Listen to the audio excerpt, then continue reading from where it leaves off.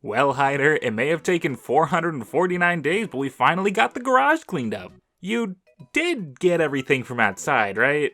Okay. I'm sure it'll be fine. Anyway, what is that, a tech deck? It looks great.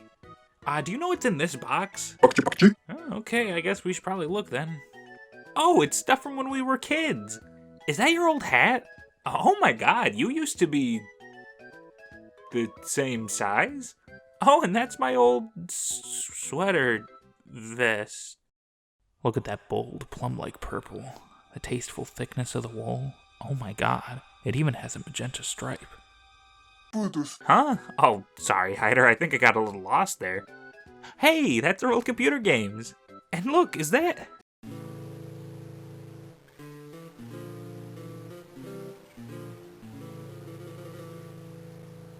Hyder, we're taking a trip down memory lane. Pack a couple bags.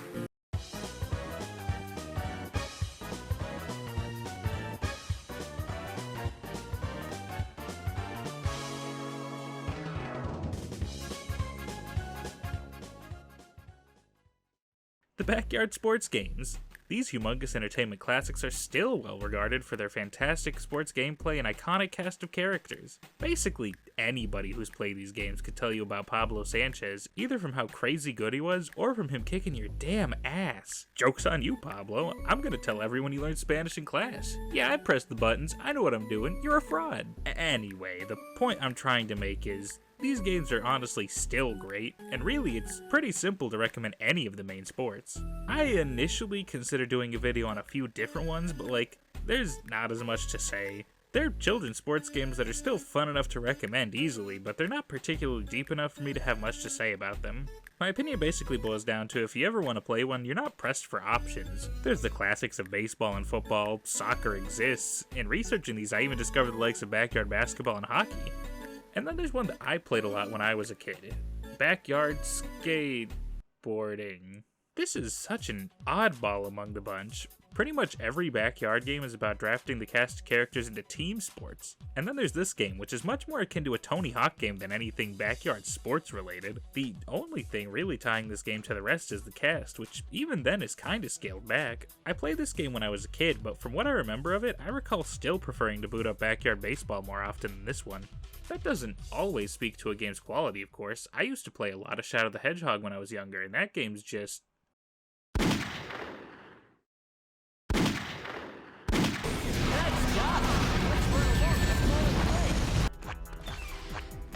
No.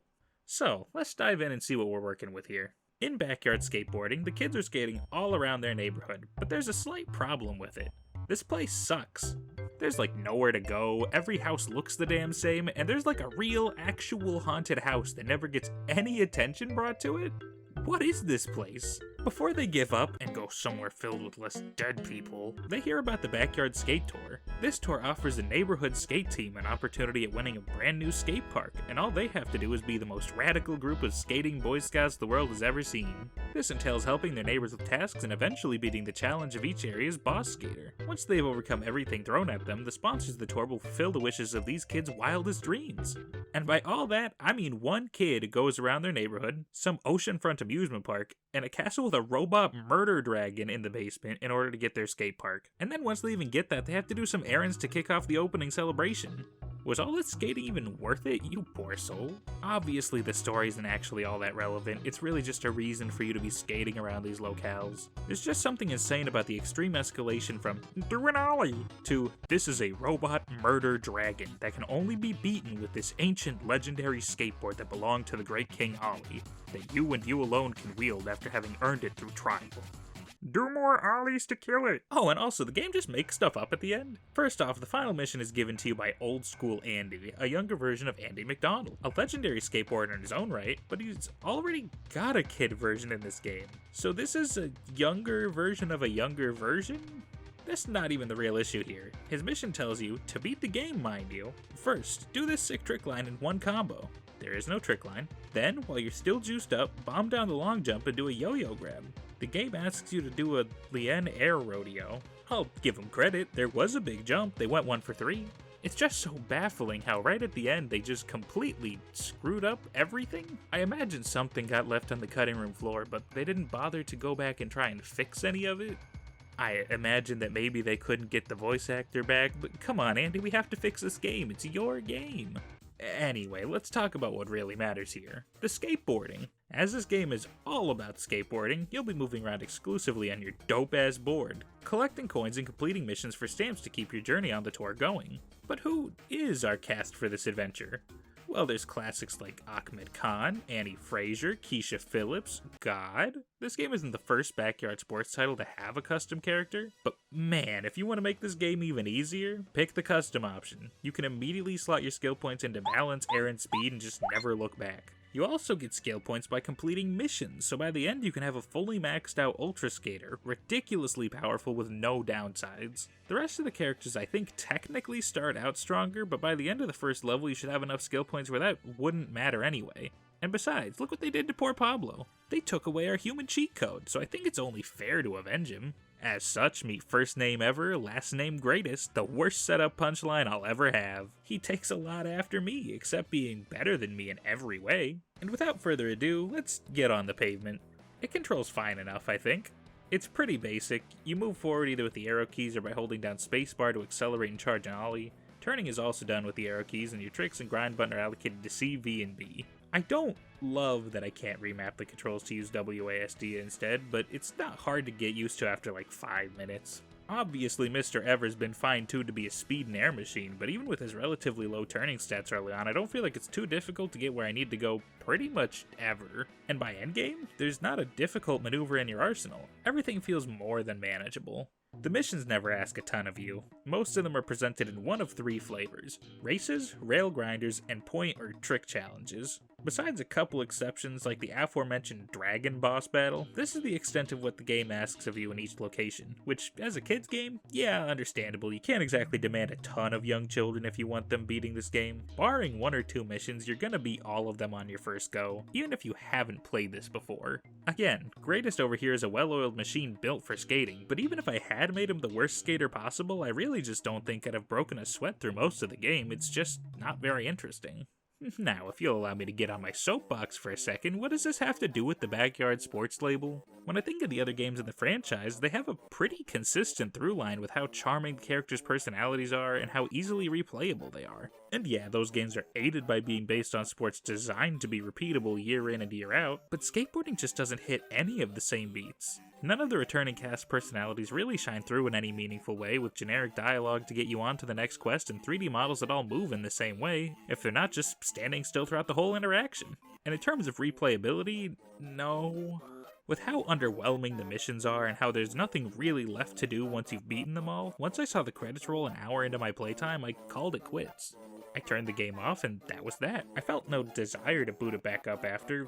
The only reason I did was because I needed more footage. Meanwhile, after that little bit of footage I recorded for baseball, I could feel myself itching to go back and play more of it, or go play football. These games have so much more to them, despite there being less content present. And no amount of castles and space station skate parks hide the fact that these could have been any generic children with how lifeless they are. This is a backyard sports game in just about name only, and that kinda sucks. Now, how would I have gone about making this into a more backyardy game? I don't know. I feel like there's just not really a great answer to solve that mystery. Skateboarding is a sport, but for a franchise so heavily focused on teamwork, it's just bizarrely isolating to experience. And that's backyard skateboarding.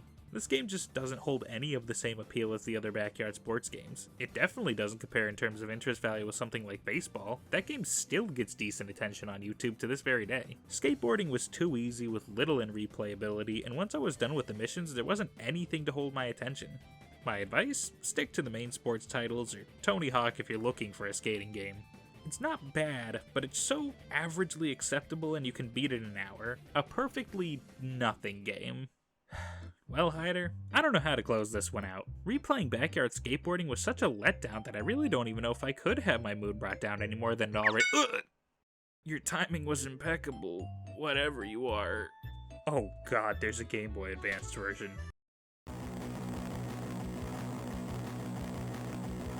Why do I have ears? This abomination on the ears and eyes is backyard skateboarding for the GBA. This version is largely similar to the PC version in terms of story, characters, and level themes, but whew, this is something else entirely. This version is an isometric 3D, and therein lies one of the first big problems with this game. I can't see a goddamn thing ever. Visibility is at its absolute worst here, folks. Level designs are thankfully pretty heavily similar to the PC counterpart, because if they weren't, I have no idea how I was going to find half the quests. Everything is too zoomed in, there's barely anything notable to keep track of your bearings, and for some reason your character is still in 3D. Why? The NPCs are all 2D sprites, as is the world itself, and I don't think it really gave me much of a better understanding of my character's positioning. It just makes me unnecessarily large and ugly. Regardless, it's just incredibly difficult to figure out your surroundings or where to go next to continue, which often led me to wander aimlessly, especially in the castle level when it came time to find the AxelPort. Side note, it's down here. I know they couldn't have put it behind the castle due to the fact that the moat just doesn't stretch around behind it, but what on earth is this placement? Visibility isn't the only thing that I find miserable here. The controls are also abysmal. Turning is always a chore. You bounce around like a pinball due to how close some objects are to each other, and oh god, grinding. It does not feel good at all to do. Whatever speed you are when you get on the rail is the speed you stay, no matter how slow, and you can't accelerate at all. Meaning that if you're doing a quest that requires consecutive rail grinds and you start out too slow because there's just not enough room to start up, you may as well just restart. This happened far too much. It was infuriating. And don't worry, you'll be doing a lot of it, because these quests are the exact same ones as in the PC version, just horrifically gimped. Between the controls and the visibility, pretty much every mission here is just miserable to play, or at the very least worse than the original. This can be seen a lot in the last mission where... Wait a damn minute. Bomb down the long jump and do a yo-yo grab. Lien Air Rodeo. You do a yo-yo grab. And not just that, the game says to do a Lien Rodeo. That means that the script for both games was written up, had this one single line changed and nothing else. And they managed to give the wrong script to each dev team.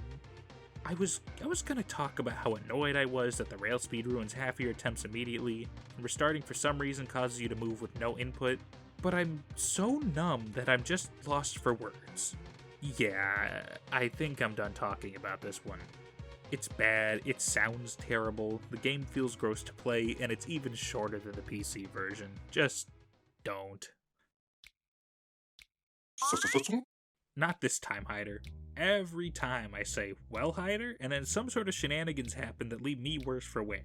I'm not doing it again today. I'm going outside. See ya. Yes, Twitter.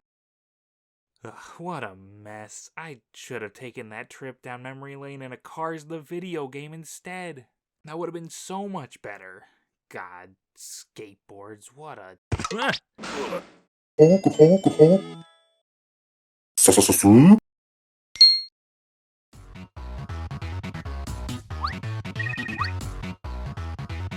I hate skateboards.